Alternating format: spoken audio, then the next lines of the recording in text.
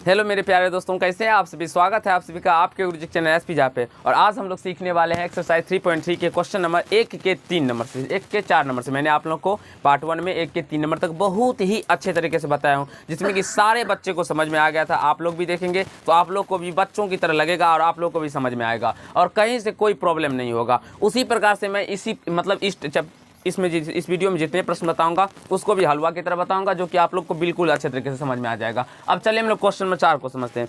तो question number 4 को देख के आप लोग को डरना नहीं है मेरे बच्चों। आप लोग को क्या करना है, इसको सॉल्व करना है। आप देखिए 0.2x प्लस 0.3y बराबर 1.3 दे दिया जाता है। तो बहुत सारे ऐसे बच्चे होते हैं जिसे कि डर लगने लगता है, तो आप लोग को डरना नहीं है। देखिए आप लोग को मैं एक तरीका सिखाता हूँ इस टाइप के प्रश्न को कैसे सॉल्व कर लेंगे। सबसे पहले एक कंसेप्ट सीखिए। अगर कोई संख्या मान लेते हैं 0.5, अगर कोई संख्या 0.5 है, उसे अगर हम लोग 10 से गुना करेंगे तो ये आप लोग देखते होंगे डायरेक्टली कोई बहुत ऐसे टीचर्स होते हैं जो 5 लिखते हैं, या हम भी लिखेंगे आगे में। तो कैसे लिखते हैं वो सीखिए, कैसे लिखते हैं। अब मान लीजिए दशमलव नहीं है, तो दशमलव नहीं रहने पर ये 5 को जब हम 10 से गुना करेंगे तो कितना आएगा, 50 आ जाएगा। आ रहे समझ में बाबू। 5 को मान लीजिए ये दशमलव नहीं है, तो 5 को 10 से गुना करने पर 50 आ जाएगा। आप समझते हैं जी इसके पीछे में दशमलव है बाबू ना। तो दशमलव रहने पर क्या करते हैं हम लोग, ये समझिएगा। कितने अंक के बाद दशमलव है बाबू, 1 अंक के बाद दशमलव है, तो जो मान निकल के आता है उसके 1 अंक के बाद हम लोग क्या करेंगे, दशमलव दे देंगे। क्या करेंगे, दशमलव दे देंगे दाएं तरफ से 1 अंक के बाद। तो ये बायां तरफ से हो गया, ये देखिए दायां बायां में कोई दिक्कत नहीं होनी चाहिए। ये दायां और ये बायां, तो दाएं तरफ से 1 अंक के बाद दशमलव दे देंगे। और दशमलव के बाद 0 का कोई वैल्यू नहीं होता है, इसलिए हम इसको डायरेक्टली 5 लिखते हैं। समझ में आ रहा है बाबू। अगर मान लीजिए 0.25 है, इसको गुना करने के लिए 10 से कहा जाए तो ये कितना हो जाएगा। तो आप लोग को कुछ नहीं करना, डायरेक्टली हम कैसे समझते हैं तो 2.5 आ जाएगा। उसी प्रकार से आप लोग को भी सोचना है। अब हम कैसे कर लेते हैं, ये हमें प्रैक्टिस है, बहुत बार मैंने बनाया है, आप लोग भी बनाएंगे तो आप लोग को भी हो जाएगा। सबसे पहले समझना है जो कैसे हुआ ये 2.5, ठीक है। अब यहाँ से देखिए, अगर मान लीजिए हम लोग 0 पॉइंट को हम लोग भूल जाते हैं तो ये 25 हुआ, और 25 को 10 से गुना करेंगे तो ये 250 आ जाएगा। एनी प्रॉब्लम, तो प्लीज आस्क योर क्वेश्चन। अगर हम लोग 25 को 10 से गुना करेंगे तो ये 250 आ जाएगा। अब यहाँ से देखिए कितने अंकों के बाद दशमलव है, 2 अंकों के बाद दशमलव है। यहाँ पे देखेंगे तो 1 अंक 2 अंक के बाद दशमलव है ना बाबू। तो जब 2 अंकों के बाद दशमलव हो तो हम भी क्या करेंगे, तो जो मेरा परिमाण निकल के आएगा दाएं तरफ से, समझ में आ रहा है, उतने अंकों के बाद दशमलव दे देना है। तो 1 अंक ये हुआ, 1 अंक ये हुआ, 2 अंक के बाद दशमलव देंगे। ये 2.50 आया, तो इसका मतलब हुआ ये 2.5, क्योंकि दशमलव के बाद 0 का कोई वैल्यू नहीं होता है। लेकिन हाँ, ये आप लोग को ध्यान रखने होगा, जैसे 2.05 हो तो इस 0 का वैल्यू होता है, लेकिन इसके ऊपर अगर हम कितने भी 0 दे दें इसका कोई वैल्यू नहीं होता है। समझ में आ गया। तो चलिए आप लोग इस प्रश्न को समझने का प्रयास करते हैं।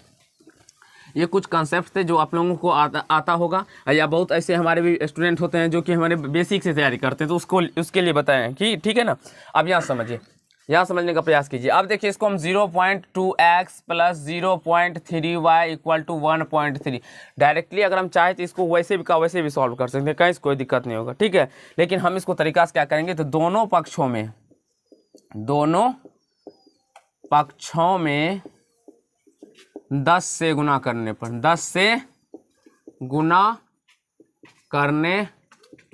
दोनों पक्ष में हम क्या किए, तो 10 से गुना कर दिए। यानी कि इस LHS में भी और RHS में भी, या आप लोग इस प्रकार से कह सकते हैं जो दाएं साइड में बाएं साइड में। तो आप लोग अगर हम कर दिए तो इसमें भी 10 से गुना करेंगे, इसमें भी 10 से गुना करेंगे, इसमें भी 10 से गुना करेंगे। तो जब अभी मैंने आप लोगों को 0.2 को 10 से गुना किया तो मेरा 0.5 को 10 से गुना करने में 5 निकल के आया था। उसी प्रकार 0.2 को 10 से गुना करेंगे तो ये 2x आ जाएगा, और यहाँ से ये 3y आ जाएगा, और ये यहाँ से 13 आ जाएगा बाबू।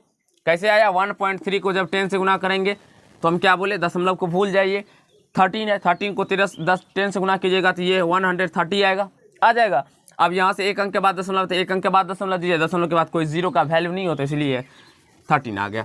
आई होप आप सभी को समझ में आ गया होगा। ऐसे हम लोग फर्स्ट समीकरण मान लेंगे, कोई दिक्कत नहीं। अब यहाँ समझिए, ये इतना आ गया। अब देखिए इसको लेंगे 0.4x plus 0.5y equal to 2.3।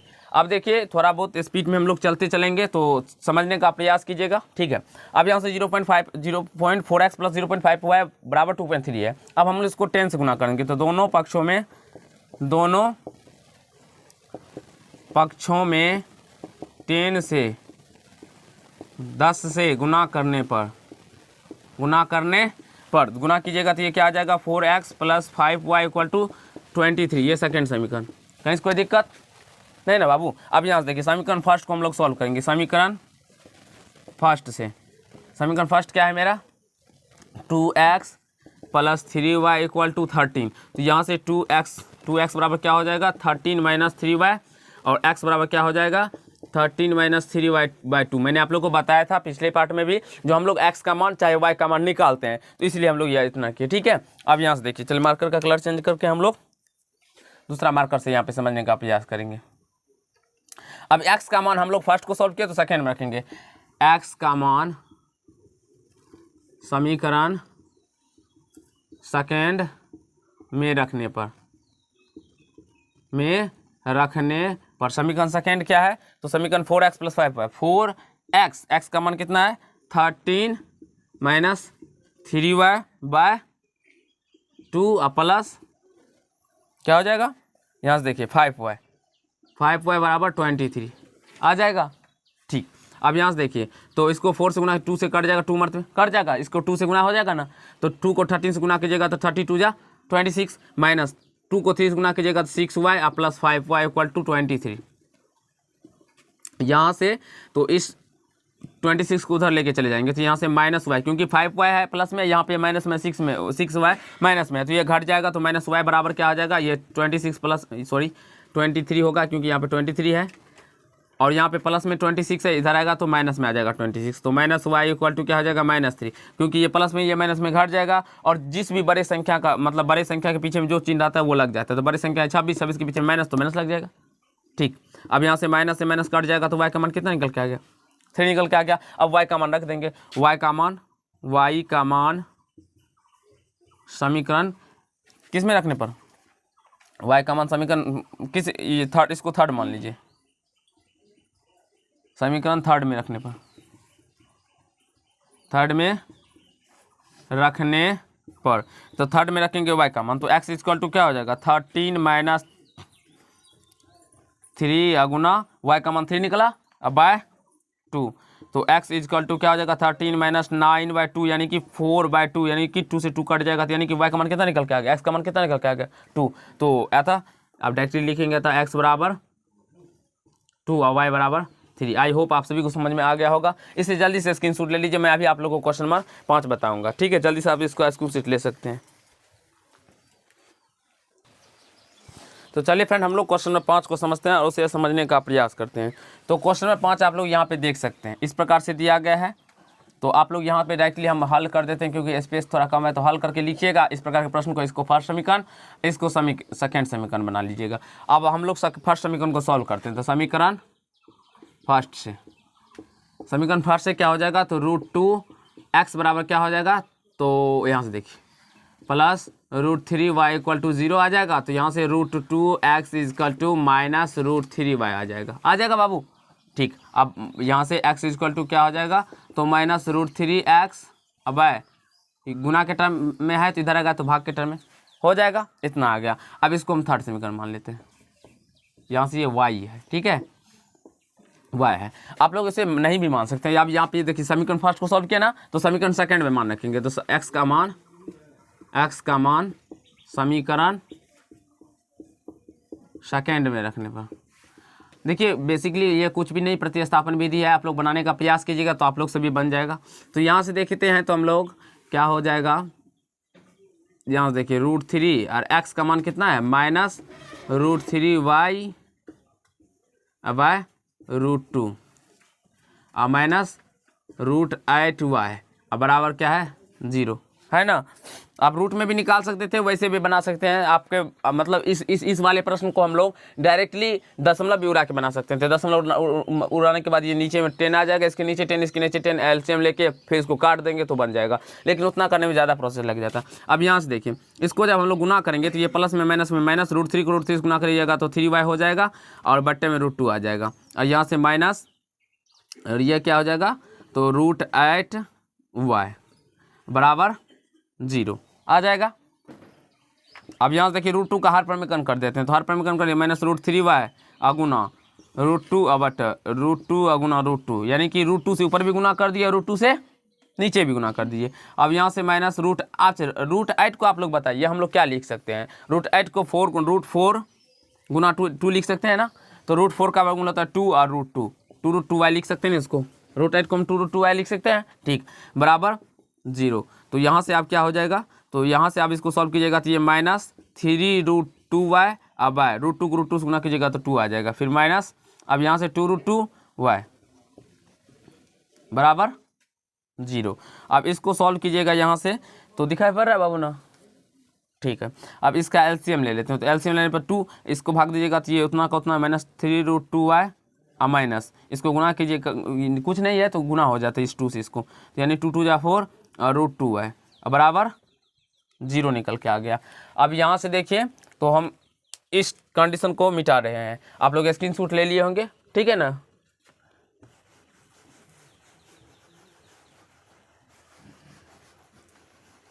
अब यहाँ से समझने का प्रयास कीजिएगा। अब यहाँ से देखिए यहाँ से क्या हो जाएगा, तो यहाँ से माइनस देखिए माइनस में 3√2 है और माइनस में 4√2 है, तो ये माइनस में 7√2y अब बाय 2 है तो उधर लेके चलेंगे तो ये 0 हो जाएगा। अब यहाँ से y बराबर क्या हो जाएगा 0 और ये माइनस में इधर आएगा तो भाग में हो जाएगा -7√2 हो जाएगा। तो y का मान क्या निकल के आ गया, 0 निकल के आ गया। अब यहाँ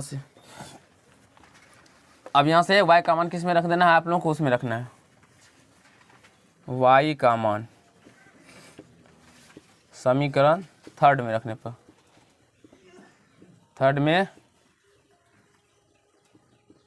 पर, आंसर मिला लीजिए।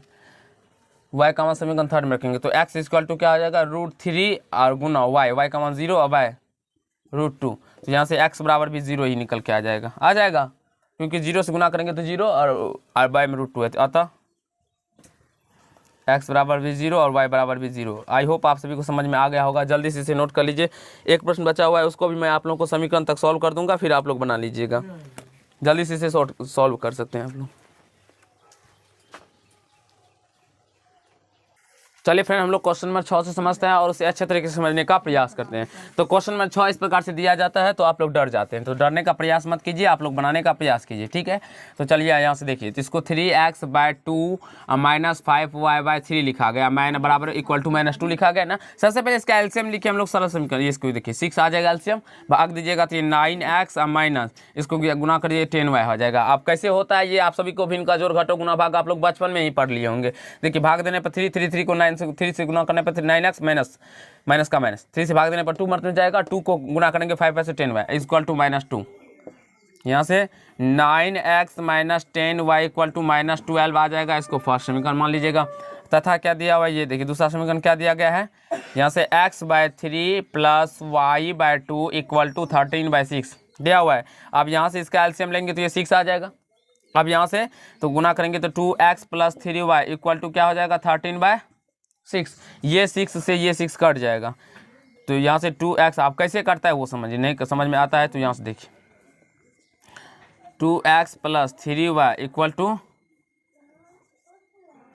13/6 भाग के टर्म में इधर आएगा तो गुना के टर्म में 6 से 6 कट जाएगा, ठीक है। 2x + 3y इक्वल टू क्या आ जाएगा 13, दिखाई पड़ रहा है बाबू दूसरे नंबर। तो यहाँ से ये यहाँ देखिए ये दिखाई नहीं पड़ रहा, ये